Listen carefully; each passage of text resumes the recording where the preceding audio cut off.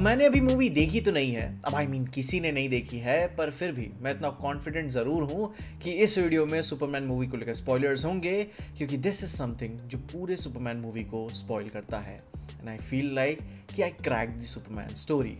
जहाँ अपने स्पॉयलर्स की बात करें तो फिल्म शुरू होगी उस ऐसे स्नीक पीक के शॉट से जहाँ हम सुपरमैन को आसमान से गिरते हुए देखते हैं, जहाँ वो क्रिप्टो को हेल्प के लिए बुलाता है, क्रिप्टो से फोर्ट्रेस ऑफ सॉलिट्यूड में लेके जाता है, जहाँ हम पहली बार उन रोबोट से मिलते हैं जो सुपरमैन को सन से हील करेंगे और उसी बहाने हम उन रोबोट्स को भी जान पाएंगे। फिर हम जंप करते हैं लेक्स लूथर पे, जो एज यूजुअल सुपरमैन से नफरत करता है और सुपरमैन उसका टारगेट है। अपनी हेटिंग एरा में लेक्स हाथ मिलाता है एक छोटे से फिक्शनल नेशन बवारिया से, जिसे हम टीजर ट्रेलर में देख ही चुके हैं, जो कि अभी की real life political war situation से इंस्पायर्ड है, जहां अब लेक्स और वो नेशन मिलके उसके लिए एक वेपन बनाते हैं और लगता है कि इस डील में लेक्स ही डोमिनेंट है। जहां फिर सुपरमैन उस फिक्शनल नेशन के लोगों को बचाने के लिए उड़ता है तो लेक्स पूरी तरीके से यह देख के पागल हो जाता है और ऑर्डर देता है कि हर एक सिविलियन को वहां पे मार दो, वो भी सिर्फ इसलिए क्योंकि उन्होंने सुपरमैन को चूज किया। एंड ये फिल्म में सुपरमैन की पहली मास एंट्री होगी, जहां वो सिर्फ पेड़ से बिल्लियां बचाते हुए लोगों को नहीं नजर आएगा,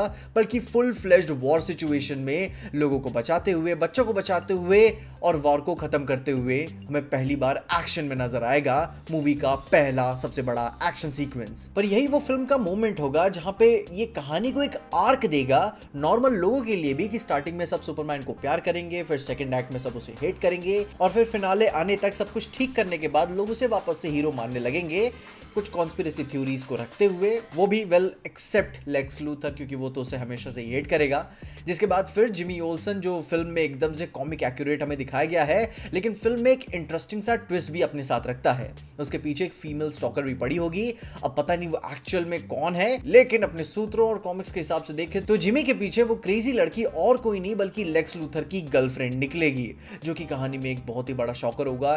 लेक्स लूथर के लिए भी, जहां हमें ये भी पता चलेगा कि she has been sending a quite NSFW images to Jimmy and वो बंदा इसी के चक्कर में काफी लंबे में फंसेगा। वहीं दूसरी तरफ डेली प्लैनेट के ऑफिस में क्लार्क और लुइस के बीच में टेंशन बढ़ जाती है। लुइस फ्रस्ट्रेटेड रहती है, हमें ऐसा देखते हुए नजर आता है कि सुपरमैन का इंटरव्यू हमेशा क्लार्क ही को क्यों मिलता है, लेकिन लेटर इन द फिल्म में ये बात रिवील होती है कि पूरा ऑफिस का ये कोल्ड वॉर सिचुएशन सिर्फ एक ड्रामा था दुनिया को सामने ये एक्ट करने के लिए, क्योंकि क्लार्क की सीक्रेट आइडेंटिटी को वो छुपा नहीं रहे थे, बल्कि उनके ऑफिस में वर्क प्लेस डेटिंग अलाउड नहीं है। और ये दोनों तो एक्चुअली में सिर्फ डेट ही नहीं कर रहे, बल्कि साथ ही साथ अपने बच्चों को भी तो प्लान कर रहे हैं। उसके बाद फिर एक पॉइंट यहां भी फिल्म में पहुंचता है कि सब सेविंग ओविंग के बाद कि अब लुइस सुपरमैन का एक प्रॉपर इंटरव्यू करती है, और ये मैं यहां पे कोई सेक्स जोक नहीं बोल रहा हूं, बल्कि एक्चुअली में एक इंटरव्यू करती है उसका, जहां उस प्रोफेशनल इंटरव्यू के दौरान में लुइस काफी अपसेट हो जाती है कि क्लार्क के व्यू पॉइंट्स को देखकर कि सुपरमैन किस चीज के लिए स्टैंड करता है और उसे करना क्या चाहिए। वो स्पेसिफिकली डिसअपॉइंट इस बात से होती है कि सुपरमैन बिना कॉन्सिक्वेंसेस को समझे फॉरेन कॉन्फ्लिक्ट्स और पॉलिटिक्स में घुस जाता है।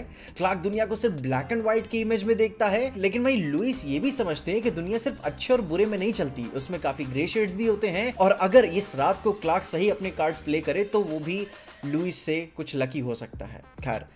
वो बात अब आगे करेंगे, लेकिन हाँ, यहाँ पे सिर्फ सुपरमैन और क्लार्क केंट वाला डुअल पर्सनैलिटी की बात की रिस्पॉन्सिबिलिटी नहीं है। यहाँ पे हम Lois Lane as a girlfriend और Lois Lane as a reporter की रिस्पॉन्सिबिलिटी को भी हम देख पा रहे हैं कि वो सुपरमैन के साथ कितना ज्यादा हार्श है, पर एज ए गर्लफ्रेंड वो अपने बॉयफ्रेंड को समझती है कि भाई वह he is a good guy, तो वो उसके साथ भी है। अब खैर वहीं हम अपनी इसके पूरे मोरल डिलेमा में नहीं जाएंगे, मगर दूसरी तरफ देखें तो लेक्स भी रिस्पॉन्सिबल होता है मेट्रोपोलिस में बड़े से काइजू मॉन्स्टर्स को रिलीज करने के लिए अपने उसी पॉकेट डायमेंशन वाले टेक्नोलॉजी के थ्रू, क्योंकि अब वो वहां से कहां ही लेकर आएगा। एंड क्योंकि वो एक प्रोफेशनल हेटर है तो वो सुपरमैन को मारने के लिए, बर्बाद करने के लिए पूरी कोशिश कर रहा है। सुपरमैन इस सिचुएशन को तो कंट्रोल कर ही लेता है एज यूजुअल, लेकिन जस्टिस सोसाइटी की मदद की बिना ये काफी मुश्किल होता है, जहां ये वो मोमेंट बनेगा कि हमें जस्टिस सोसाइटी का फर्स्ट अपीयरेंस मिलेगा और थ्रू आउट फिल्म में छोटी छोटी हिंट्स और डायलॉग्स मिलेंगे जो ये रियलाइज कराएंगे कि फ्यूचर में ये लोग मिलकर आगे कौन सी इंपॉर्टेंट वाली लीग बनाएंगे।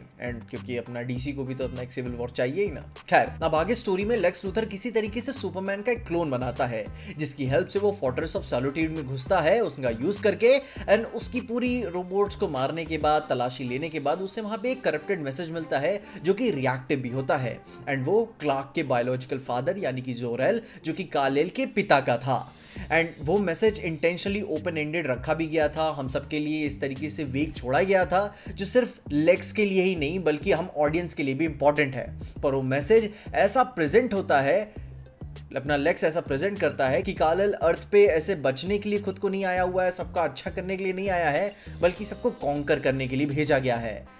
इनफैक्ट ये भी कह सकते हो कि अपने जेम्स गन थोड़ा सा ओमनी मैन वाला रेफरेंस भी दे रहे हैं। लेकिन अब लेक्स बीइंग लेक्स उसे मैसेज को वो दुनिया भर में ब्रॉडकास्ट कर देता है अपने प्रोपेगेंडा के थ्रू, और वो ये दिखाता है कि सुपरमैन कोई हीरो नहीं बल्कि एक बहुत ही खूंखार विलन है। एंड जैसे ही सुपरमैन के खिलाफ लोग होते हैं, लेक्स खुद को जीनियस समझ के अपनी बैग थपथपाता है कि भाई देखो मैंने क्या काम कर दिया। अब देखो यहाँ पे सुपरमैन की भी कई सारी गलती थी कि वो ऐसे कॉन्सिक्वेंसेज और रिस्पॉन्सिबिलिटीज को नहीं समझ रहा था। अपने फॉरेन पॉलिटिक्स में जाकर लोगों को बचाने लगा तो वो उसे गवर्नमेंट की हीट तो झेलनी थी, वहां पे भी लोग उससे परेशान ही थे। जिस तरीके से वो जस्टिस सोसाइटी के साथ काम नहीं कर रहा था, उस वजह से भी लोग परेशान थे कि वो इतना इंडिपेंडेंट रोक कैसे है। एंड फिर जब ये अपना वीडियो मैसेज वाली बकचोदी शुरू हो गई तो दैट मीन्स क्लियर ही हो गया लोगों के बीच में कि ये बिल्कुल भी कोई अच्छा आदमी नहीं है। लेकिन इनफैक्ट हम सब जानते हैं कि यह बात उसकी उल्टी है। एंड ये सारा हेट तभी फैल रहा होगा कि जब सुपरमैन काइजू को हरा रहा होगा, एंड उससे ये सीन कनेक्टेड भी है क्योंकि पब्लिक ने उस वक्त उसे अप्रिशिएट नहीं किया और उसने दुनिया को बचाया, वॉर को बचाया, लोगों को बचाया, और पीछे से ऐसा ब्रॉडकास्ट हो गया कि कॉन्स्पिरेसी थ्योरी के थ्रू कि सुपरमैन एक बहुत ही बड़ा जानवर है जो दुनिया को कॉन्कर करने हुए आया है, एंड लोगों की आंखों में सिर्फ एक ब्लाइंड हेट है, वो भी सिर्फ और सिर्फ एक प्रोपेगेंडा के थ्रू। उसके बाद सुपरमैन जाता है लॉर्ड टेक के हेडक्वार्टर्स, जहां पे अब उसकी जस्टिस सोसाइटी के मेंबर्स से उसकी मुलाकात होती है और ग्रीन लैंटर्न के साथ काफी हीटेड कॉन्वर्सेशन भी होती है, जिसे देख के पता चलता है कि मूवी का थर्ड एक्ट शुरू हो चुका है, जहां लेक्स सुपरमैन और क्रिप्टो को लेकर एक पॉकेट डिमेंशन जैसी जगह में भेज देता है, जहां पे हमें लेक्स उन सब लोगों को कैद करते हुए नजर आता है जिनके लिए उसके दिल में बहुत ही ज्यादा नफरत थी, इंक्लूडिंग वो एक्स गर्लफ्रेंड भी, जी हाँ, जो कि जिमी पे लाइन मार रही थी और स्टॉक करती है उसकी। जहां फिर हमें जेल में मेटामॉर्फे भी देखने को मिलता है अपनी लवर के साथ, कहानी का एक बहुत ही इंपॉर्टेंट कैरेक्टर जो कि उसकी लवर साइमन स्टैग यानी कि स्टैग इंडस्ट्रीज की मालिक की डॉटर है। दोनों काफी प्यार में है एंड बाप पसंद नहीं करता कि उनका दामाद कितना बदसूरत नजर आता है। वहीं अपना उसकी कहानी भी बड़ी इमोशनल है, उसके बारे में डिटेल में और बात करेंगे। मगर मेटामॉर्फो अपना लेफ्ट हैंड लिटरली क्रिप्टोनाइट में बदल देता है, जिसकी वजह से सुपरमैन वीक होने लगता है और तभी ही लेक्स के गार्ड सुपरमैन की पिटाई कर पाते हैं। लेकिन समहाउ सुपरमैन मेटामॉर्फो का हृदय परिवर्तन कर ही पाता है क्योंकि उसने तारक मेहता देखा हुआ है एंड वो भी बापूजी का काफी बड़ा फैन है। अपनी गुडनेस के थ्रू वो सब कुछ अच्छा कर ही देता है, मतलब मेटामॉर्फो का दिल चेंज कर पाता है। एंड हम तब फिर देख पाते हैं कि मेटामॉर्फो एक मिनी सन क्रिएट करता है ताकि वो सुपरमैन को हील कर सके, और इतना ही नहीं कि वो सुपरमैन को वहां से भागने में भी हेल्प करता है। और सुपरमैन के हाथ में एक बेबी भी रहता है जो कि मेटामॉर्फो का बेटा है।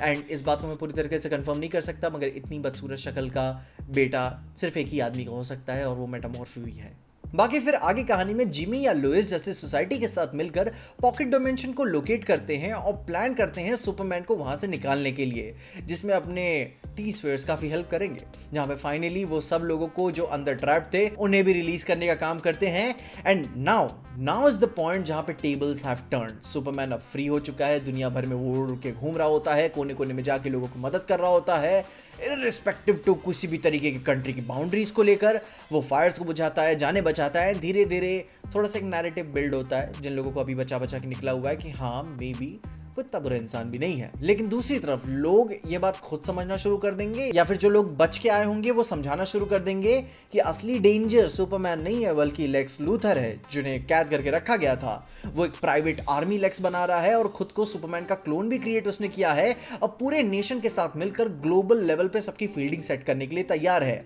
तो लोगों को लगने लगता है कि दुनिया का असली डेंजर सुपरमैन नहीं बल्कि तो लेक्स लूथर है। इसी बीच में वो करप्टेड जोरेल के मैसेज को भी एक्सपोज करते हैं, जिसमें सबको बताया जाता है कि असली मैसेज ये नहीं है बल्कि मैनिपुलेटेड और अधूरा वर्जन है, मतलब कि एआई है एआई। फिर बैटल में हमें लेक्स लूथर का अपना iconic green and purple battle armour भी देखने को मिलता है। और अब अपना काफी बड़ा सा और काफी सारे क्लोन्स एंड लेक्स लूथर की पूरी फाइट सीक्वेंस देखने के बाद जब सुपरमैन जीत जाता है तो ये बात पूरी तरीके से क्लियर हो कि नहीं दिखाई जाएगी मूवी में कि सुपरमैन भाग गया है या फिर जेल में है, क्योंकि जेल में तो नहीं होगा क्योंकि पर्सनली मुझे ये फीलिंग है कि जो बैटमैन वर्सेस सुपरमैन में हम लेक्स को ऑलरेडी जेल में जाते हुए देख चुके हैं, तो जेम्स गन उस चीज़ को रिपीट नहीं करेंगे। और जेम्स गन के रीसेंट कमेंट से भी ये लगता है कि अगला सुपरमैन का प्रोजेक्ट भी वो भी डायरेक्टली सुपरमैन 2 जैसा नहीं होगा, बल्कि कुछ बैटमैन वर्सेस सुपरमैन जैसा मोमेंट होगा।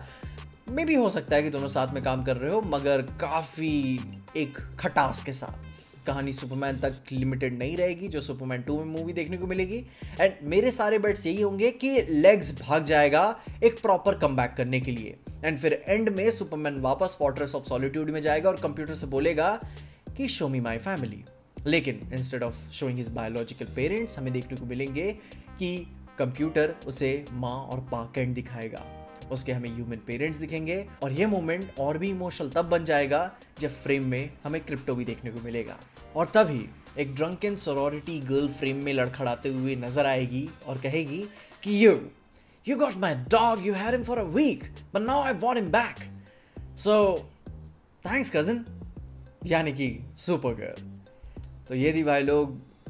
पूरी डीकोड क्रैक्ड वर्जन सुपरमैन कहानी का। बाकी अब आपको क्या लगता है कि कहानी किस तरीके से टर्न होगी, जो कि इनके बीच में कुछ डिटेल्स मिस होंगे, तो उनके बारे में आप मुझे कमेंट से ज़रूर बताइएगा कि जो डिटेल्स इसमें आप फील कर रहे हो वो होंगे। बाकी अपने ओपिनियंस मुझे कमेंट ज़रूर बताइएगा और तब तक के लिए देखते रहिएगा